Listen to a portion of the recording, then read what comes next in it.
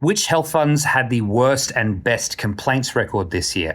Let's find out. We got new data from the Ombudsman, and it basically shows how many complaints as a percentage each health fund received over the course of the year. And if we compare that to their market share, we get a really useful number of whether or not they are complained about more than they should be. So, for example, if a fund has a 20% market share, we expect them to get 20% of the overall complaints.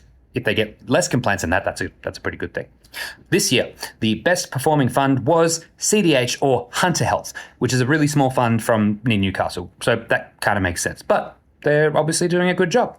Next one down, you've got ACA, which is a restricted fund for Seventh-day Adventist staff members. But number 3 is was the first of the big health funds, which is HBF. HBF had a really good complaints record this year. They got far fewer complaints than their market share would indicate. So congratulations, HBF.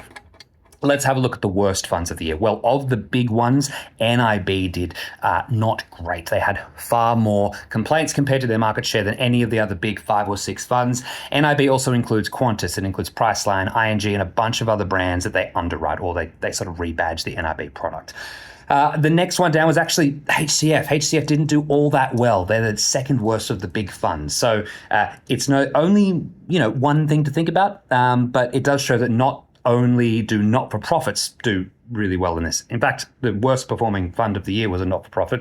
We'll get to it in a sec. Actually, we'll get to it right now. The worst performing fund this year was Defence Health by a significant margin. They have 2% of the market share, and they have 30% of the complaints, which is really bad. That's not good. So the reason that happened is because in October 2023, Defence Health had a tech issue, a tech outage that led to people getting really, really big medical bills, and their benefits, their premiums, were not being covered by the health fund. So they got, deservedly, a ton of criticism and a ton of complaints went through.